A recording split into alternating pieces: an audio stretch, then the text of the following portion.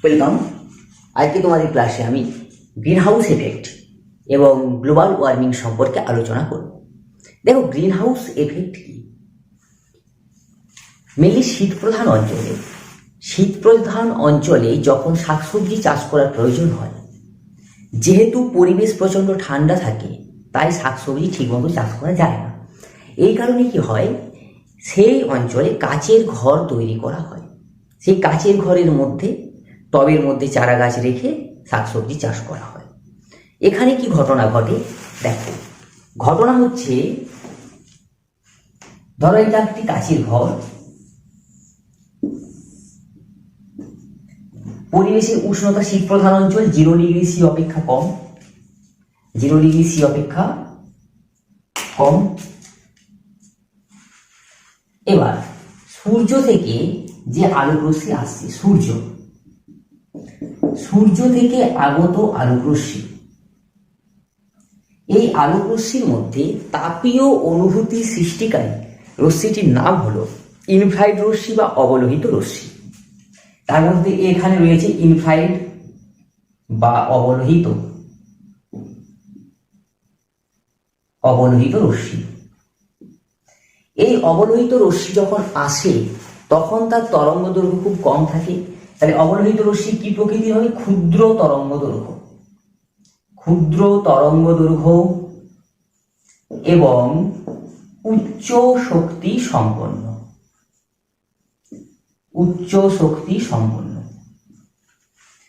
তাহলে বলতে পারি সূর্য থেকে আগত ইনফ্রারেড রশ্মি কি রকমের ইনফ্রারেড রশ্মি? ক্ষুদ্র তরঙ্গ দৈর্ঘ্য এবং উচ্চ শক্তি সম্পন্ন। সেই রশ্মি কাচের ঘরের মধ্য দিয়ে অতি সহজেই প্রবেশ করতে পারে। এখানে ধরো টবে চারা গাছ রাখা আছে,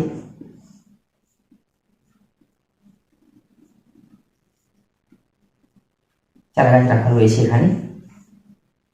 এখানে কি ঘটনা ঘটে? সেই যে ক্ষুদ্র তরঙ্গ দৈর্ঘ্য বিশিষ্ট ইনফ্রারেড রশ্মি এখানে পড়ার পর যখন প্রতিফলিত হয়, সেক্ষেত্রে কিছু পরিমাণ শক্তি চারা গাছ বা এখানে যদি মাটি রাখা থাকে সেখানে কিছু পরিমাণ শক্তি ক্ষয় হয়ে যায়, শক্তির ক্ষয় হয়। এর ফলে যে রশ্মিটি প্রতিফলিত হয়ে ফিরে যেতে চায় সেই রশ্মির শক্তি কিন্তু কমে যায়, মানে কম শক্তি সম্পন্ন, এবং তার তরঙ্গ দৈর্ঘ্য আগের তুলনায় বেড়ে যায়, বেশি তরঙ্গ দৈর্ঘ্য বিশিষ্ট ইনফ্রারেড রশ্মি সেটার কাচের ঘর ভেদ করে পরিবেশে ফিরে যেতে পারে না।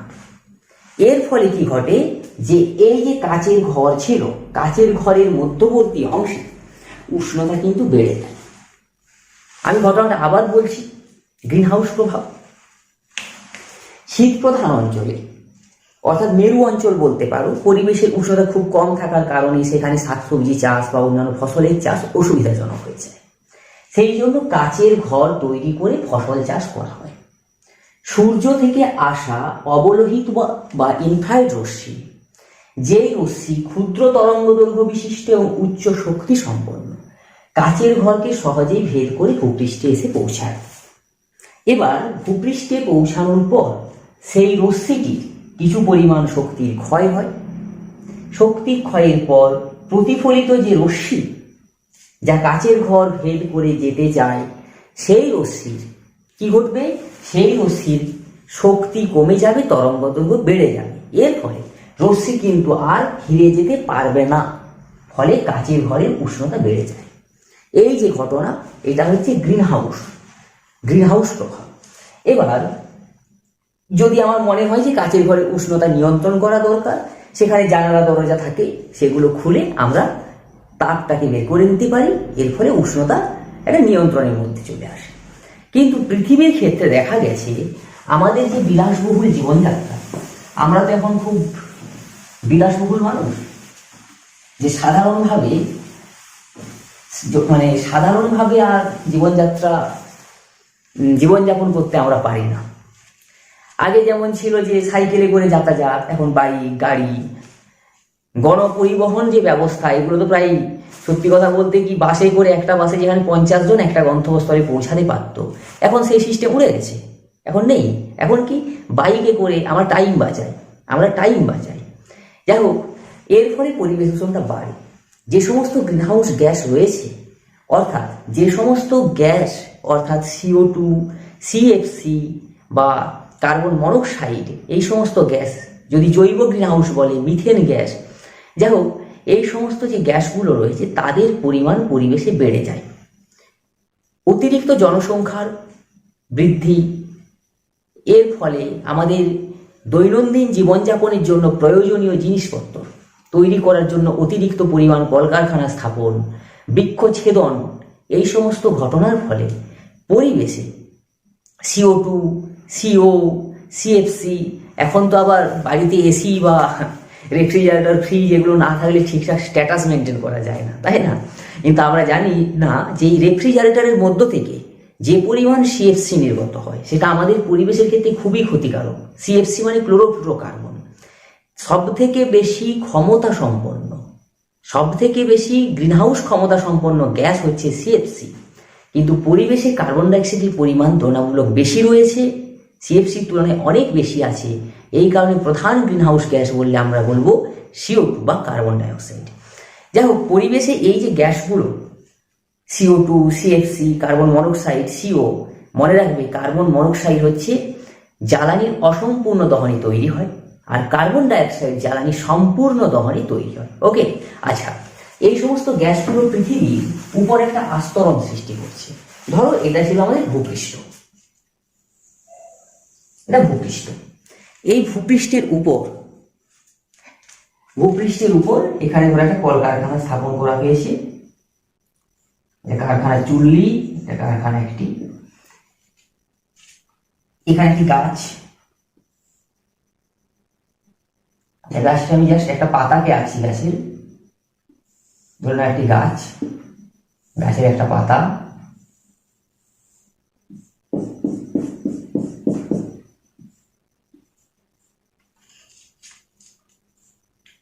গাড়ি যাচ্ছে, ধরো এখানে গাড়ি, রাস্তা,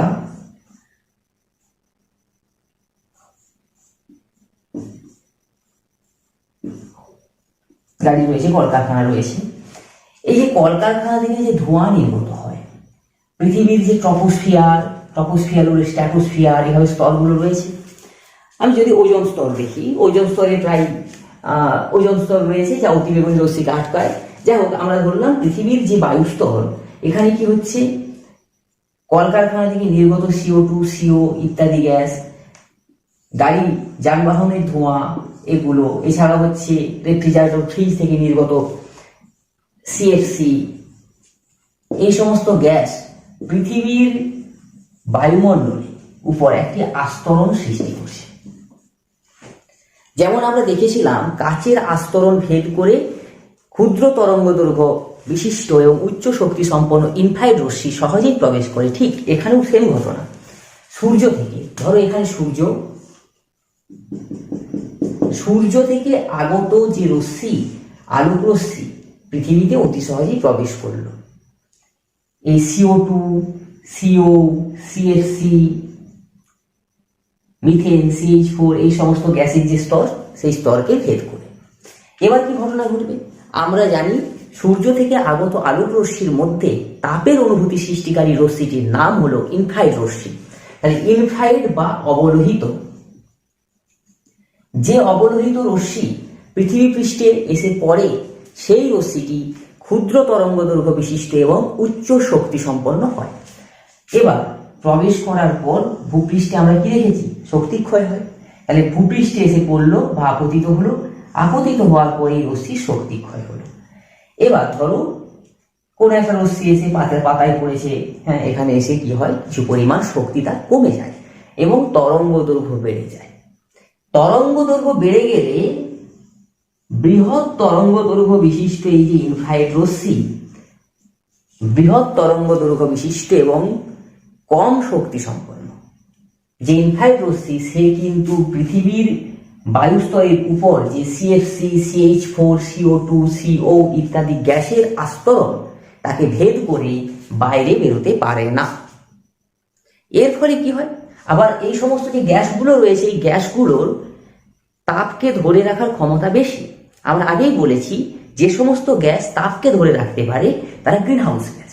মনে রাখবে, গ্রিন হাউস সিস্টেম না থাকলে পৃথিবী কিন্তু জীবজগৎ বেঁচে থাকতে পারবে না, উষ্ণতা -30°C হয়ে যাবে। তার মানে গ্রিন হাউস দরকার, কিন্তু নিয়ন্ত্রণ মাত্রায়। অর্থাৎ এখানে কি হচ্ছে, অতিরিক্ত পরিমাণ কার্বন ডাইঅক্সাইডের উৎপাদন, carbon monoxide, CFC, methane gas, এই সমস্ত উৎপাদনটা আগের তুলনায় বেড়ে গেছে। আগে পরিবেশে সাম্যাবস্থা বজায় থাকতো, যে প্রাণী যখন শ্বাসকার্য চালাতো তখন আমরা কি করি, অক্সিজেন গ্রহণ করি, কার্বন ডাইঅক্সাইড ছেড়ে দিই। উদ্ভিদ সালোক সংশ্লেষ প্রক্রিয়ায় কি উৎপন্ন করে, নিজেদের খাবার তৈরির সাথে সাথে অক্সিজেন উৎপন্ন করে।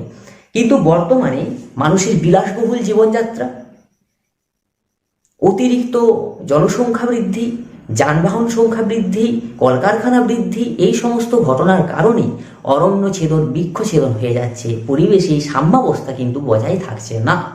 এর ফলে সহজেই পরিবেশে গ্রিনহাউস গ্যাসগুলির পরিমাণ বেড়ে গেছে। এই গ্যাসগুলো কি করবে, তাপকে ধরে রাখছে।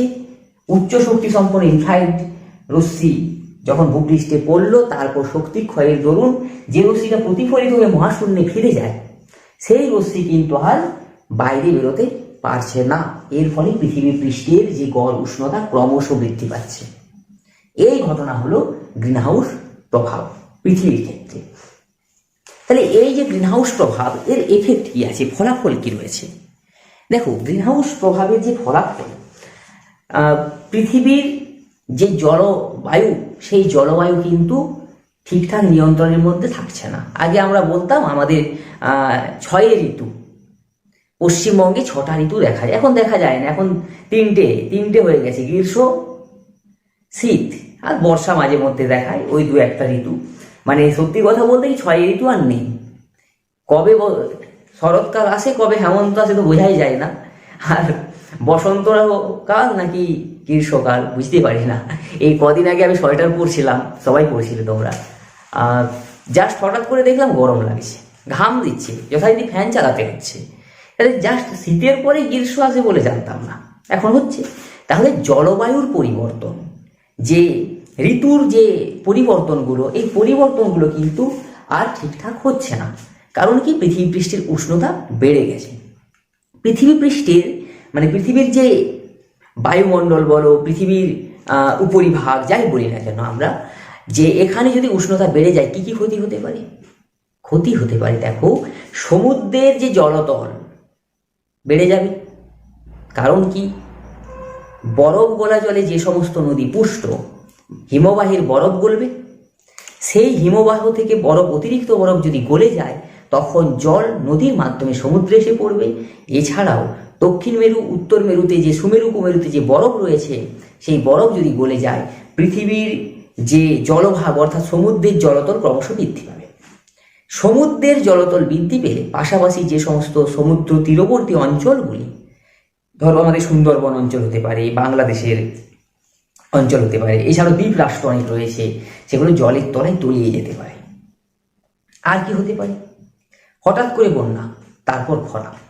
হঠাৎ করে বন্যা, কারণ কি, প্রচুর পরিমাণ হিমবাহ গলে যাচ্ছে, পাহাড়ি অঞ্চলে বরফ গলে যাচ্ছে, নদীগুলি জল ধরে রাখতে পারবে না, এত বেশি পরিমাণ জল নদীর মধ্য দিয়ে বাহিত হবে। অর্থাৎ হঠাৎ করে বন্যা, তারপর হিমবাহতে যদি বরফ সব গলে যায়, সেখানে তার বরফ পাওয়া যাবে না। কারণ কি, উষ্ণতা বেড়ে যাচ্ছে নির্দিষ্ট উচ্চতা পর্যন্ত, উচ্চতার পর থেকে বরফ জমতে শুরু করে। কারণ আমরা জানি ট্রপোস্ফিয়ার স্তর, এই ট্রপোস্ফিয়ার স্তরের মধ্যে উচ্চতা বৃদ্ধি পেলে উষ্ণতা ক্রমশ হ্রাস পায় প্রতি কিলোমিটারে 6.5°C হারে প্রতি কিলোমিটার। তাহলে যদি হঠাৎ করে বন্যা, তার খরা দেখা দিতে পারে, জলবাহিত বিভিন্ন রোগের প্রাদুর্ভাব দেখা দিতে পারে। এছাড়াও প্রচুর ক্ষয়ক্ষতি, সম্পত্তির ক্ষয়ক্ষতি, মানুষ মারা যেতে পারে বন্যার কবলে পড়ে। তাই এই সমস্ত ঘটনা রয়েছে, এগুলো গ্রিনহাউসের ফলাফল। যাই হোক, ঠিক আছে, এটা নিয়ে আলোচনা করলাম। পরের দিন আরো নতুন কোনো টপিক নিয়ে আলোচনা করব। ওকে, গুড নাইট, ভালো থেকো সবাই। প্রিপারেশন নাও পরীক্ষার জন্য, আর দেরি নেই বেশি, 2 মাস 2.5 মাস রয়েছে। ওকে, গুড নাইট।